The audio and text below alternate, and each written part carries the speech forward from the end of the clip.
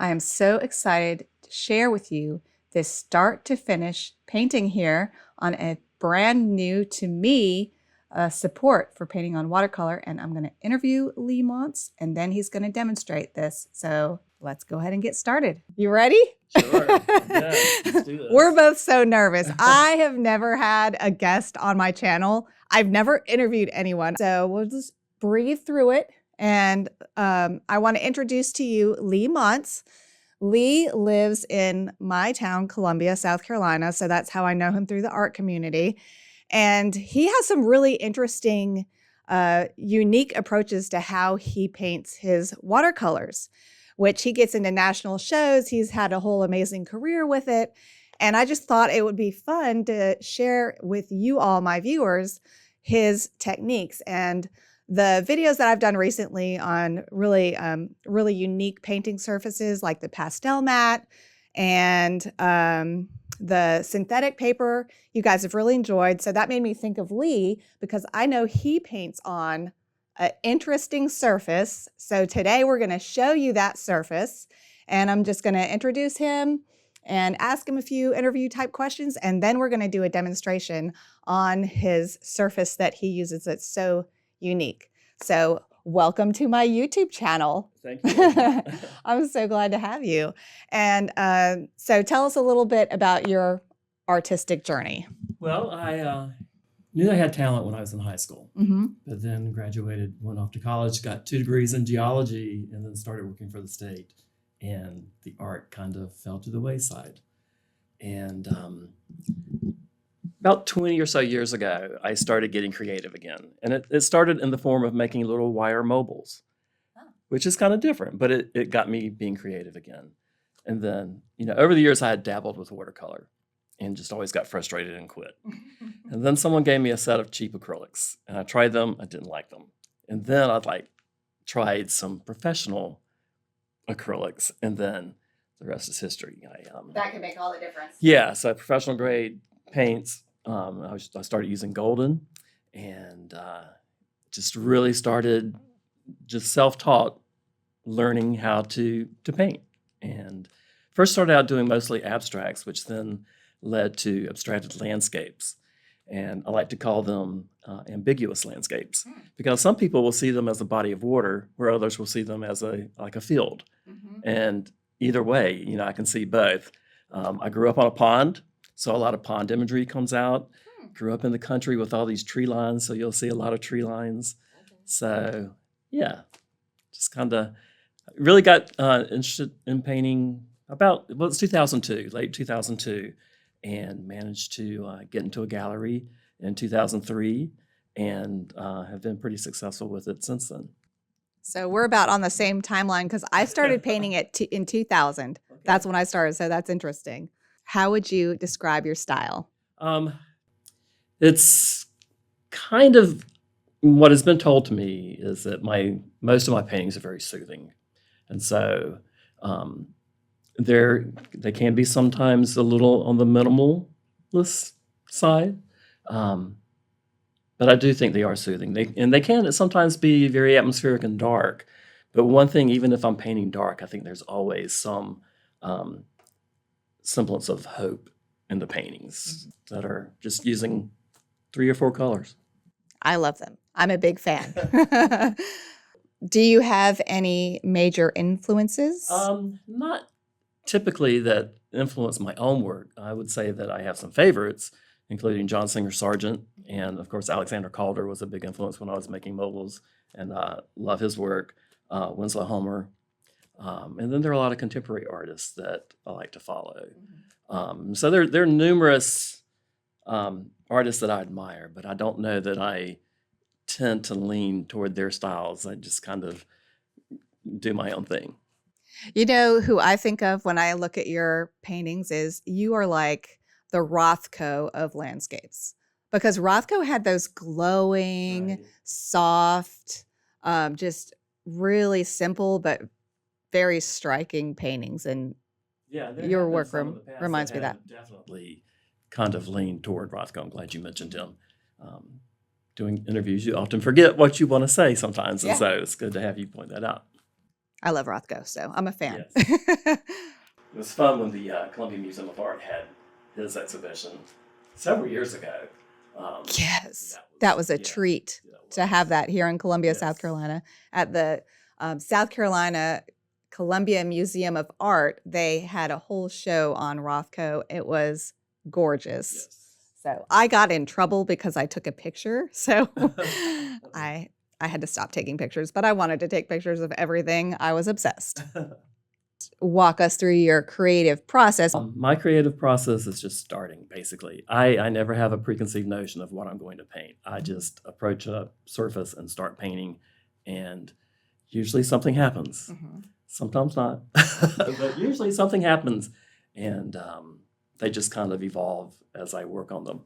Mhm. I really love that. It's really freeing and it's really invigorating. I love how I feel when I'm painting abstract art. Yeah. Do you get that kind of feeling Yeah. too? Usually, and it's just funny how sometimes paintings will just flow off the brush, and that's the exciting part, I think, of being an artist. If I ever do have a preconceived notion of what I want to paint, and I try to paint it, it never happens. Yes. It will later come out a week, 2 weeks down the road when I'm not thinking about it. I go, oh yeah, that's the piece I was trying to do last week. But yeah, it's kind of funny how that works out. It is. I think it was Leonardo da Vinci who said that he feels like he is just a medium through which the creator flows, and he's really not in charge. It's the creator that's in charge. And whatever your religious beliefs, I think that's an interesting way to look at it, because that's kind of how it feels, especially with abstract work. Right. But it feels like that sometimes for me when a painting is flowing. It's like, I am definitely not doing this. It's just happening and I'm just letting it happen. It's such a fun feeling to have that. I think it's fun to come across other artists that do have a similar style that you have, and you recognize that, but you think, we're not the original creator. So it seems logical that there are other people creating in similar ways. From the same energy. Yes. Yeah. So deep.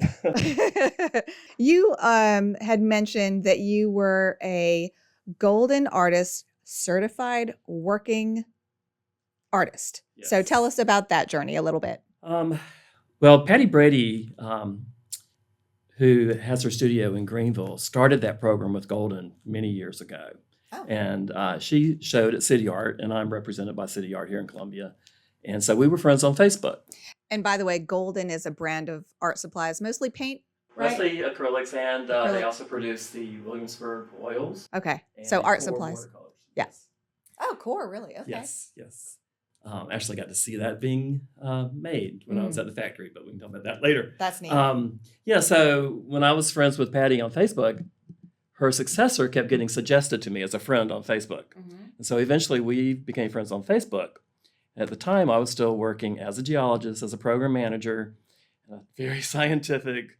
My work was very different than my creative outlet. And after almost 29 years, I was able to retire. And when I retired, the person in charge of the education department at Golden saw that and needed a working artist in the area of South Carolina. So he came down from New York, interviewed me and a couple other candidates, and I got that position in 2018. And at the time, there were only about 30 certified working artists for Golden worldwide. And so that was an extreme honor for me. So I went through several stages of training with them and loved it. I had 4 states that I covered, mostly South Carolina and North Carolina. I did a couple events in Nashville and one in Savannah, and was really enjoying that. We were doing 2-hour presentations on their products. And so that was a blast. I learned so much from them. But then the pandemic hit in 2020 and changed things tremendously with that program. Yeah. So I was a subcontractor, and I ended up deciding not to stay in that position, also to kind of help out my friends, because the pandemic really hurt a lot of companies, including Golden, Yeah. and they had to kind of scale back on the number of events they would allow us to do. Well, I had a pension from being with the state, and some of my friends were really depending on the money they got from doing their lectures, that I'm like, okay, look, I'm just going to step aside from this, and I wanted my friends that were in the program to get more events. So I withdrew, and I missed doing it, but I learned so much from it. Yes. Okay. Interesting. Yes, the amount of knowledge that I gained from that time with Golden has just been invaluable. That's such an exciting opportunity. Sometimes I know too much, and it kind of can hinder me because I want to do everything technically right. And Yes. sometimes it's better just to play and figure things Yes. out than to worry about, Rules. am I doing this right? Yeah. I've definitely had that experience. I've been painting for over 20 years now, 24 years. And I saw a quote by some famous artist. I forget who it was, but he was saying something along the lines, the more you learn how to paint, the worse you get. Yes. And it's because you're trying to think about all these rules. And when you just let those go and let the painting tell you what it needs, I think it goes a lot better. Yeah, and I've had a whole series of work come about that way. Yeah. Just playing and end up with something really cool. Right. And that's one of the exciting things about being a creative. Mm-hmm. I agree. I love that process. And if you just let it happen naturally instead of trying to do everything the right way, Right. it really does flow a lot better, I think, Right. a lot of times. And it shows in the work Yes. so often. Yes. So, all right, your work typically never features people or wildlife. Why is that? A lot of people have noticed that, but the reason I don't do that is because I want the viewer to be the only breathing entity in that space that they're viewing, putting them in that usually imagined landscape. And it seems to work well for me. So, What are your favorite things about being an artist? I think I've mentioned, though, I think one of my favorite things is just when a painting flows off the brush and just happens. And it's just, sometimes it happens a lot, and other times, painting is a real struggle. But when they just happen, it's just the best feeling.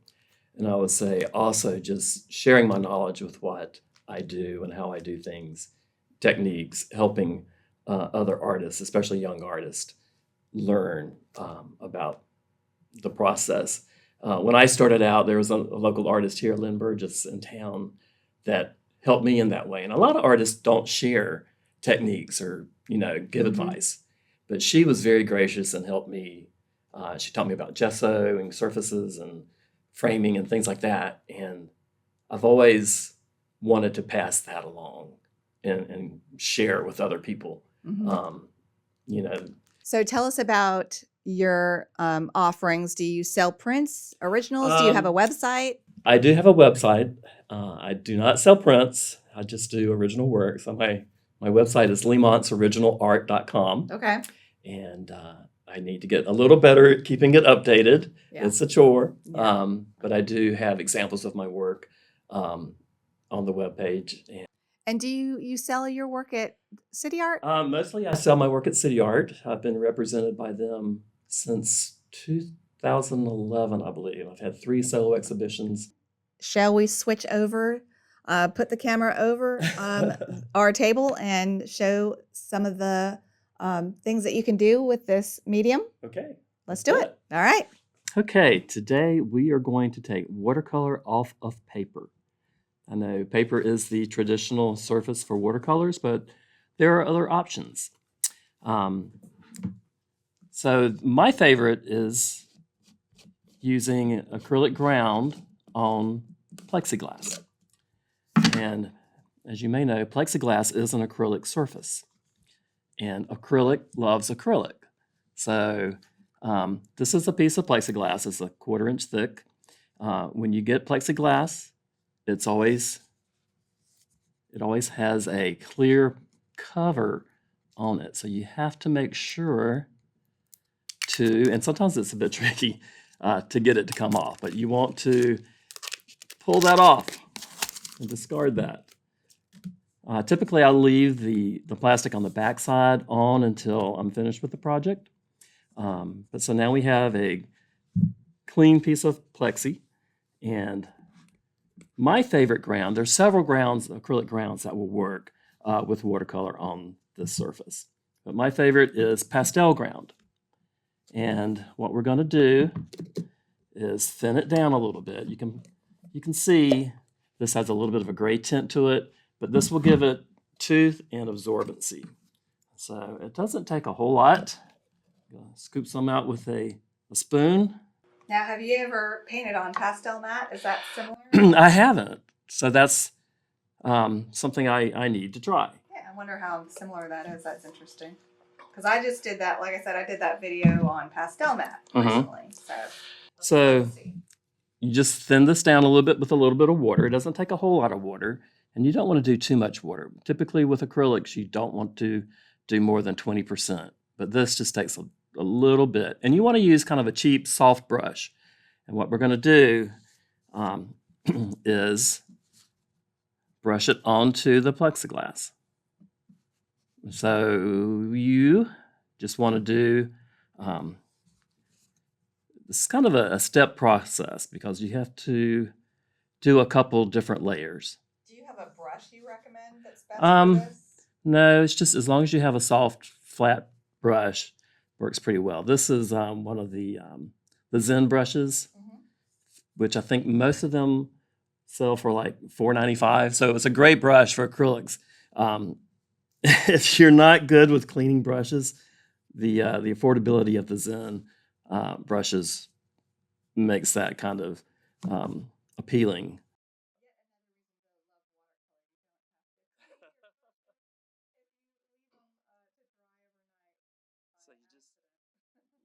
You get a good amount on there and kind of smooth it out.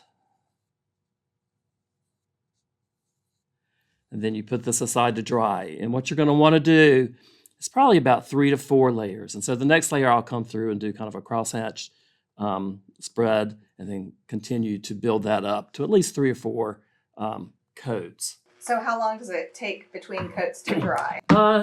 It doesn't take too very long, depending on humidity and the heat of the room, airflow, thickness of application. But typically, it's probably dry within 15 minutes. So, in the magic of TV, I have another panel that has already been prepped. And you'll see it's not a consistent appearance, but you won't notice that in the end. With watercolor, I tend to do, I have 2 main favorite colors that I use when I paint watercolor, and that is the Holbein Indigo and the Daniel Smith Transparent Yellow Oxide. And then I typically use a little bit of white Holbein Permanent White Gouache. So if you listen to the interview part of this session, I never know what I'm going to paint. And so I just usually start painting. And usually it works. Now, sometimes doing demos either happen or they don't. So we'll see what we get here. But the important thing is just we're teaching a new way of doing watercolor on a non-traditional surface. And a little bit later on, we'll talk about how to finish them off with a varnish so that you don't have to put it under glass.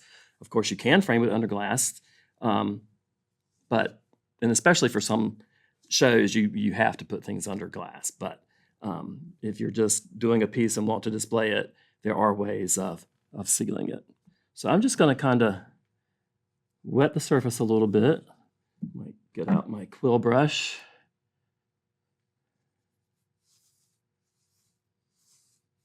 Just kind of get a little water on there. Like to work wet and wet. And, just being a spontaneous painter, I never draw. But I would imagine this surface would allow you to put some pencil lines down if that is your typical way of working. So just go in with a little bit of indigo. What I love about this surface is how the pigment moves. You know what excited me about what I saw in your paintings for my own artistic purposes was that looks like fur. And I love Oh, to get my yes. fur to fluff out just like that. And I get really excited when it does. And when I saw some of that in your work, like this one, I was just really excited. And of course, when you put down different colors, you kind of have different pigments have different densities, and they can push and pull against each other. And I think that's kind of a fun aspect of painting. Yeah, they play with each other, and different paints do different things.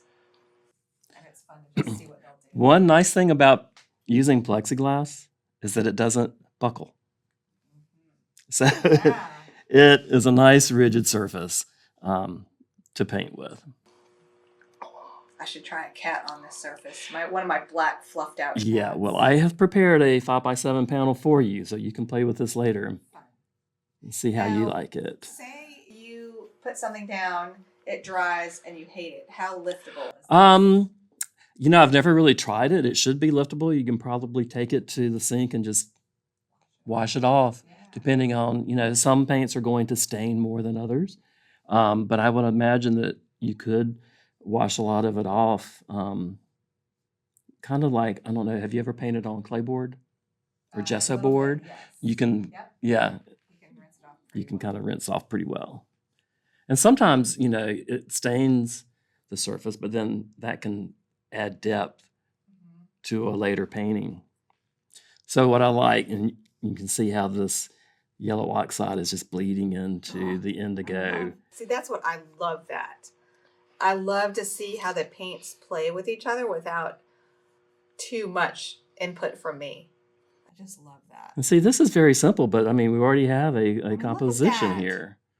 Yeah, exactly. This might end up in a show, and I'll be like, I was there.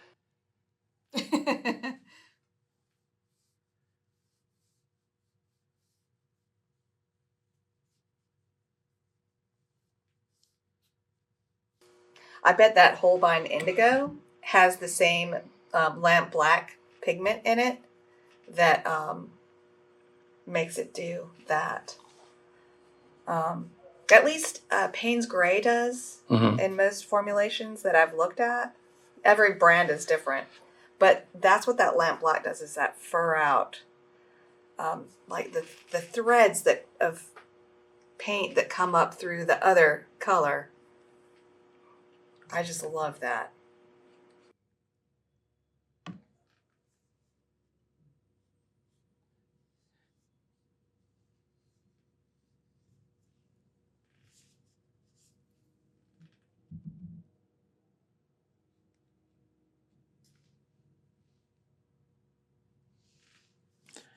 And sometimes it's good to stop and let it dry before proceeding.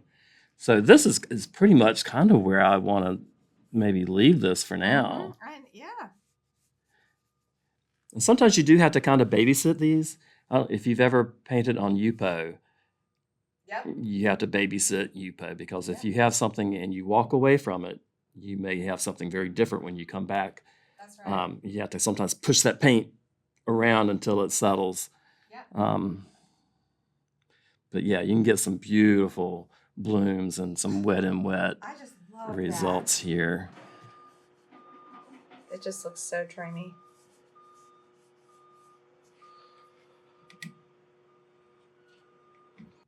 So I'm using a silver brush, the Golden Natural Ultra Round, and I have found that these brushes, one thing with painting on acrylic grounds is it can be very tough on the brushes, especially if you're using like fiber paste, which is a much heavier textured surface. It's kind of hard on the brushes, but these brushes have held up for me for years. Are those synthetic brushes? Or are they natural hair? This is a blend of natural and synthetic, I believe. Might have to try those. The silver are also very affordable brushes too.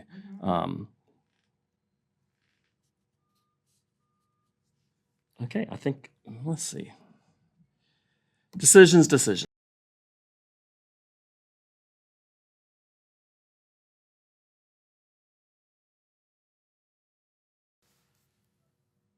so pretty. I just love that. I mean, that's a painting right there. That is a painting. Let's see. That's great. Yeah, just a little more.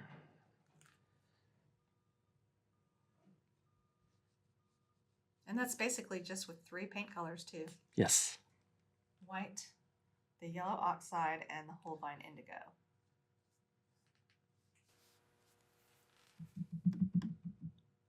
This is almost like a miniature version of the piece that is going to the 47th Annual National Exhibition of South Carolina Water Media Society. Yes. Ooh, now it's doing something even better. Look at that. And see, what I really like is how this little bit of untouched I love that. surface has formed there. Ah, Having a little issue with this little area in here, I don't but see I can any always issues. I just love it. kind of go back. Very pretty. So when this dries, it's kind of fun too. And I'm not going to pick this up because it is wet, but there's an example here. This is all gouache. Mhm. When it dries and you peel off the other protective layer on the other side, and this piece is a little dirty, but before you sign it, always look at the reverse side, because sometimes the reverse side can be Oh, nicer than the front side. It just depends on what you're going for. yeah. But typically for exhibition, you have to present them on top of a white background. Yeah. Especially, this is gouache, especially with transparent watercolors. You can have something nice and then hold it up to the light and it looks just garish. But then you put it on a white background. And And it looks totally different. what I normally do is I mount using Golden's soft gel, usually the matte version of the soft gel. I'll matte museum board to the back. Gotcha. Okay, good to know. So that gives And you use what nice. medium again? It's Golden's soft gel matte. Okay. You can use gloss. Sometimes if you use gloss, it'll show through and give you even a different dimension. That's kind of the cool thing about using the thicker 1/4-inch plexiglass, is that there's some dimension there. And you could even do both, paint on both sides and get some, so there are a lot of different things you can do. And so when these dry, I don't know how you usually sign your pieces, but I sign most of my watercolors and acrylic paintings with Adenta pens. And it has 2 different points, a fine point, and unlike Sharpies, these are truly permanent. And such is a really good pen. I've never had any of these fade. If you're using the Sharpies that are professional or that say they're permanent, if they're not the oil-based Sharpie, they will fade to an ugly yellow. Yeah, So, that'd be horrible. yeah, so I use the Adenta pen. And so you can see this piece is still drying. So it depends on several factors as to how fast it will dry. One thing you do kind of want to be careful of when you apply it is to keep the edges clean. Oh, yeah. But like I said, 3 or 4 layers in different directions and get a good coating on the surface, and then you're ready to paint. Have you ever tried sanding the plexiglass and then putting would that no. give an interesting texture? It might. And a lot of people kind of think you would have to sand it to get, but you don't. Again, plexiglass is acrylic. And so if you're painting, you can paint with acrylic paints onto plexi without any kind of prep. Because again, acrylic loves acrylic. Yeah. And there are people that do acrylics on glass, but it's really not the best because it will come off, it'll scratch off a glass really easily. So yeah, it's fun to play with the different things. I think it would be cool maybe to sand the backside and get more of a matte finish coming through. Sometimes you will get light kind of entering in around the edges that can kind of give some glow to the painting. I think it'd be cool to do something and have it lit, have like a soft lighting with that it. would be So cool. there are a ton of different things that could be done. Your imagination is what drives that. So, and exploring different things. So when you do apply the thinned pastel ground with the brush, you do want to clean it well after that, because it takes a little effort to clean it. But yeah, it's a fun process. I've won a couple awards with pieces on this, and so I'm kind of giving away. Not many people paint watercolor on plexiglass. It is a technique that I learned when I was training with Golden Artist Colors, and so I've been kind of promoting this. I did a workshop this past spring, going over about 6 different acrylic grounds for watercolor. Let's show that. What's that piece that showed all the different things? Where is that? Is that under here? We hit it. Here it is. Yeah, let's show everybody that. So this was one of my teaching boards, and here are some of the options. So watercolor ground, fiber paste. This is the thin pastel ground. Light dimensional ground, crackle paste, glass bead gel. Cold press ground is made by Core, but it is made by Golden. And the difference between this and fiber paste is that the cold press ground has titanium white in it to make it a brighter, more standardized surface for watercolor. Fine pumice gel. And then this is a fun, if you like painting on dark, micaceous iron oxide. It's a great ground for drawing and pastels, and it is really cool for watercolor as well.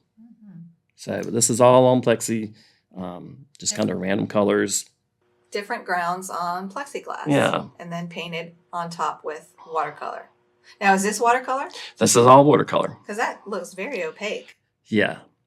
Neat. Just certain colors, Yeah, some are more opaque than others, like cadmium and And kind of, recently people have been painting watercolor on black paper more so in recent years. So that's it's very gritty. And so it has a lot of tooth to it. And see, this is just kind of continuing to morph and soften. To evolve. But I just love these blooms. And That came out so well. I love how these come up and look like trees or something botanical in the landscape. It really gosh, this painting actually looks decent both ways. Yeah. I do like to paint on a paper towel. Okay. And sometimes the back will get a little messy during the process, but it's watercolor. So you just take a clean, damp cloth and you wipe any residual paint off of the back. And then to finish off a piece, it's a little bit of a process, but I use the archival MSA, the Mineral Spirits Acrylic aerosol with ultraviolet light protection. This is by Golden. This is very stinky stuff. And so you have to be careful and do this outdoors or under a vent hood. I have to go outside with it, and you have to do it when it's not too humid and not too hot and not too cold. So having to do it outside kind of limits it sometimes to when you can do this. But I do 2 light coats of the gloss. Now you'll notice that the gloss will preserve the intensity of the colors, but it can also darken the color. So to combat that, I then go, after those layers are dry, and go over it with the satin or a matte varnish. And usually do 2 light coats of that. And I typically do the satin, and it gives more of a traditional watercolor look. And it also then lightens, any of the darkness up. Some people will do 1 layer of the gloss and then put down isolation coat, acrylic isolation coat. I don't do that because it's just an extra step. If you're really worried and want it to be archival and cleanable, you can do an isolation coat before proceeding with the other layers of varnish. But that is pretty much the process. Great. Well, thank you so much for sharing all your knowledge and being so generous with all these different things that we can play with. I can't wait to play Yes, I have a panel prepared for Rachel, Oh, and yeah. we I'll be are playing going to with that. see what she can do Great. with thin pastel ground on acrylic sheet and plexi. Fun. Well, thank you so much, Lee. We really enjoyed it. Thank you. And be sure to go check out Lee's website. And also, if you would like to follow me more closely, I'll be interviewing a couple more artists I have in mind as well. And Lee might come back. So stay tuned and don't lose touch. So be sure to follow me for free on Patreon. And thank you again, Lee. We really enjoyed it so much. It was fun. Thanks. Thanks.